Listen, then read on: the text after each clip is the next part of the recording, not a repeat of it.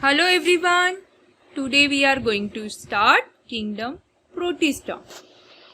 Kingdom Protista include all single cell eukaryotes, but the boundaries of this kingdom are not well defined. It was first proposed by Ernest Haeckel 1866.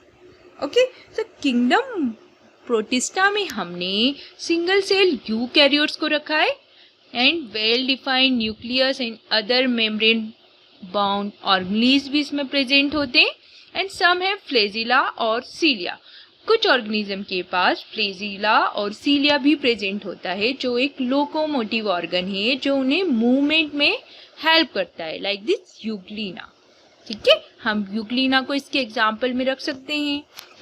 Okay और kingdom protista में ही amoeba, paramecium ये सभी organism आते हैं. So protista are primarily aquatic. It is a link with plants, animal and fungi and reproduce asexually and sexually.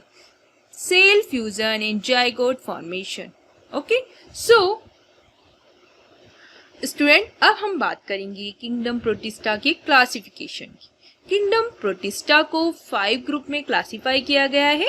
Chrysophytes, dinoflagellates, euglenoid, slime mould and protozoan. Dinoflagellate को डीनोफ्लैजिलेट्स भी कहते हैं. Okay, so first हम discuss करेंगे chrysophytes. Chrysophytes में mostly diatoms आते हैं. Okay, so chrysophytes found in fresh water and marine environment. Microscopic and float passively in water current. Most of them are photosynthetic. It includes diatoms and golden algae desmate. जो chrysophytes होते हैं ये mostly fresh water and marine environment में present होते हैं. ये बहुत small होते हैं और पैसिवली फ्लोट करते रहते हैं वाटर में. ओके, जिसे हम प्लैंकटन भी कहते हैं. So most of them are photosynthetic. ये फोटोसिंथेटिक होते हैं या हम कह सकते हैं कि ऑटोट्रॉफिक होते हैं, अपना फूड सेल्फ सिंथेसाइज करते हैं. It include diatoms and golden algae.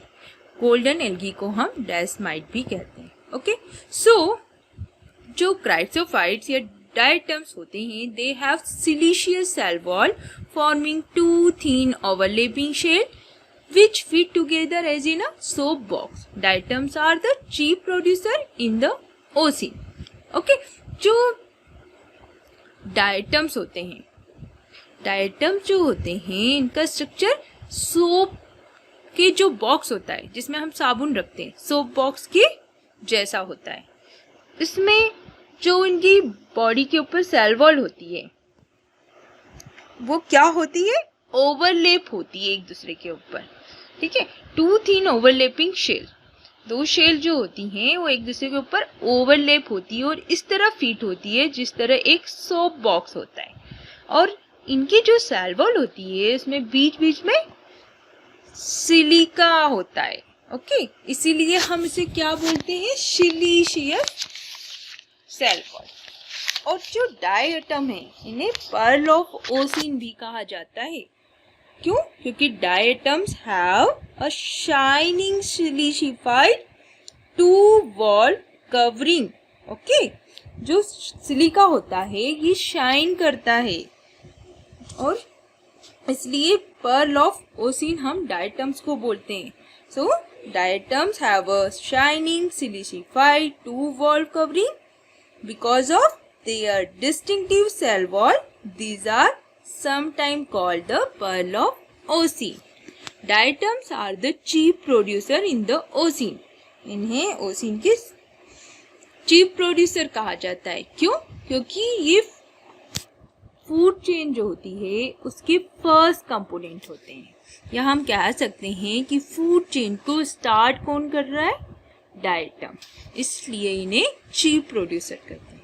Okay, सो अब हम इसके और कैरेक्टरिस्टिक देखते हैं कि डायटम्स में क्या होता है. The cell wall deposit of diatoms over billion of year in their habitat is known as diatomaceous earth. This is used in polishing filtration of oil and syrup. जो डायटम की cell wall होती है वो कई अरबों तक एक दूसरे के ऊपर कलेक्ट होती जाती है, इकट्ठी होती जाती है और एक अर्थ जैसा बना लेती है, जिसे हम क्या बोलेंगे, डायएटोमिसियस अर्थ, जिसका यूज किसमें होता है, पॉलिशिंग में, फिल्ट्रेशन ऑफ ऑयल एंड साइरप्स बनाने में। ओके, सो अब हम बात करेंगे डायनोफ्लैजिलेट। ये दूसरा ग्रुप है हमारा। डायनोफ्लैजिलेट में डायनो मीन्स होता है टू एंड फ्लैजिलेट्स फ्लैजिला, जिनके पास टू फ्लैजिला प्रेजेंट होता है, उन्हें किस में इंक्लूड किया गया है, डायनोफ्लैजिलेट्स में। तो mostly marine and photosynthetic, they appear yellow, green, brown, blue or red depending on the main pigments in cell. Cell wall has stiff cellulose plate on the outer surface. जो dinoflagellate होते हैं वो marine water में present होते हैं, photosynthetic होते हैं और इनमें एक पिगमेंट पाया जाता है जो इनकी कलर के लिए रिस्पॉन्सिबल होता है। इनका कलर येलो होगा, ग्रीन होगा, ब्राउन होगा या रेड होगा। उनकी जो सेल वॉल होती है वो सेलुलोज प्लेट की बनी होती है, जो आउटर सरफेस होती है वो सेलुलोज की बनी होती है। ओके, सो जो ये डायनोफ्लैजिलेट होते हैं ये most of them have two flagella, इनके पास टू फ्लैजिला प्रेजेंट होते हैं। एक फ्लैजिला लॉन्गिट्यूडनली होता है और दूसरा ट्रांसवर्स होता है। Okay, so one lies longitudinally and other transversely in a furrow between wall plates. Red dinoflagellate undergo rapid multiplication so that the sea appear red. They release toxin that kill marine animal like fishes. Okay? जो red dinoflagellate होता है, हम red dinoflagellate की बात करते हैं तो उसमें रैपिड मल्टीप्लिकेशन होता है। रैपिड मल्टीप्लिकेशन के कारण सी हमें कैसा दिखेगा, रेड दिखता है। ओके, और जिसे हम क्या कहेंगे, red tides.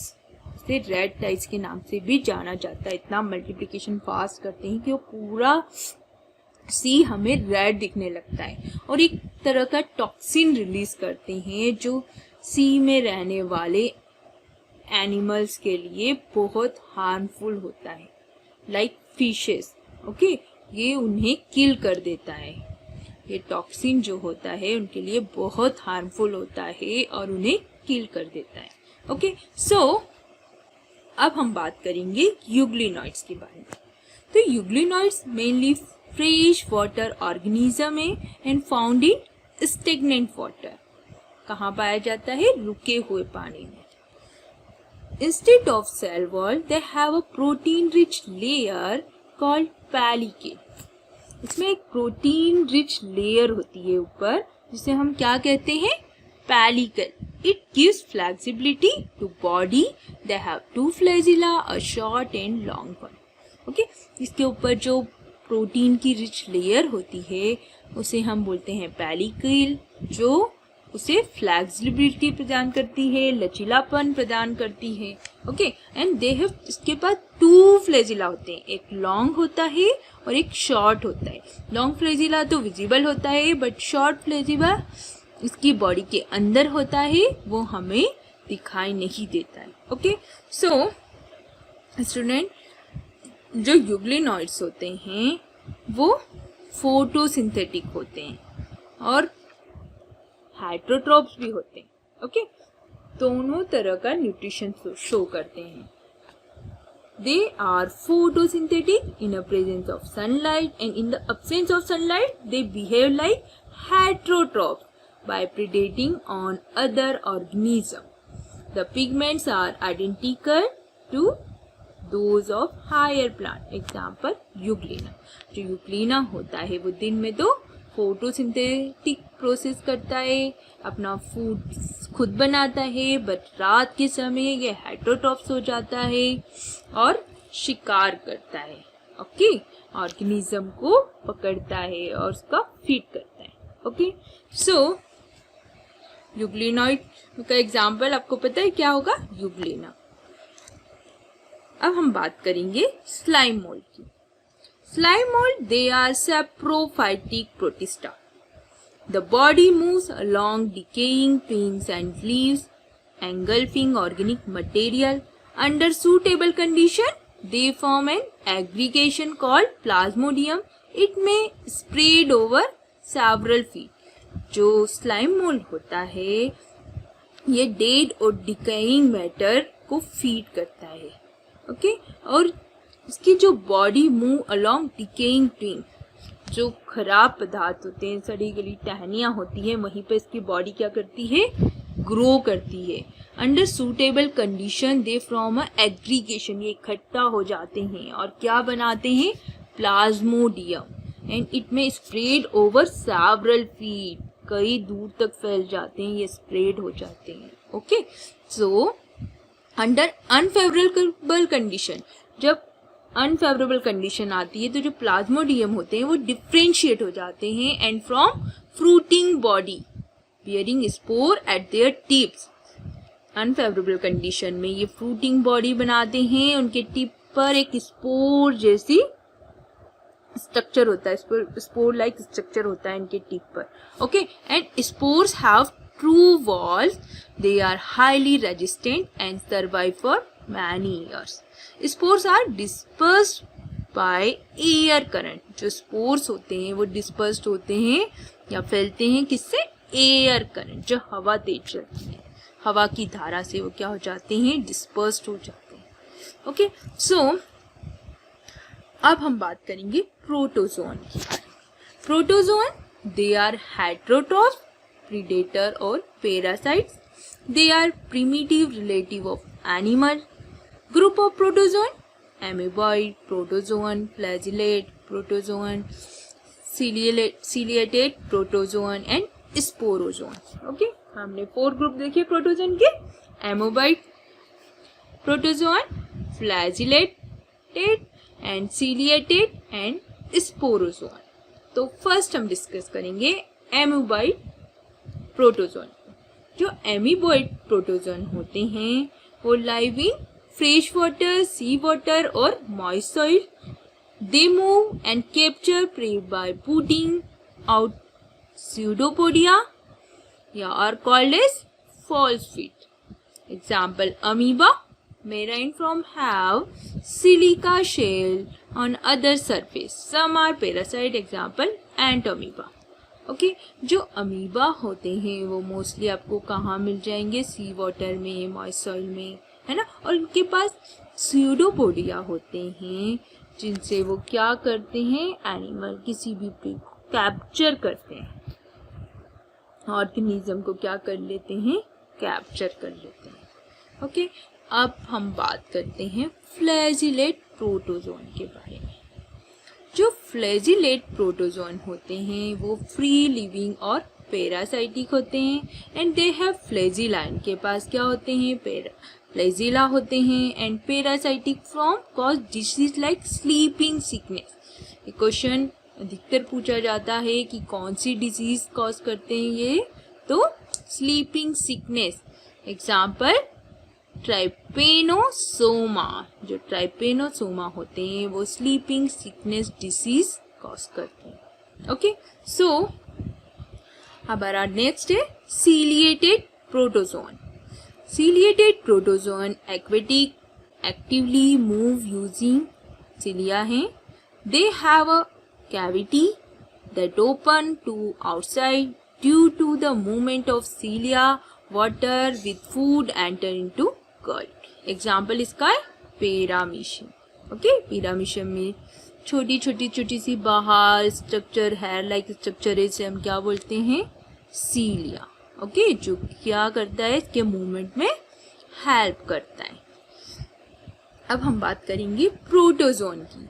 They have an infectious spore like stage in their life cycle. Example plasmodium, malaria parasite, ठीक है। हम plasmodium also known as malarial parasite, okay, and it cause malaria। जो plasmodium होता है वो क्या cause करता है, मलेरिया। अब प्लाज्मोडियम अपने आप तो नहीं पहुंचता ना किसी ह्यूमन की बॉडी में, तो प्लाज्मोडियम मादा एनाफिलीज मॉस्किटो के द्वारा ह्यूमन की बॉडी में पहुंचाया जाता है। ओके, जो मादा एनाफिलीज होता है वो क्या होता है, वेक्टर होता है। ओके, वो वेक्टर का काम करता है, प्लाज्मोडियम को लेके जाता है कहाँ तक, ह्यूमन की बॉडी तक। ओके, सो हमारा आज का टॉपिक यहीं फिनिश होता है। Have a good day.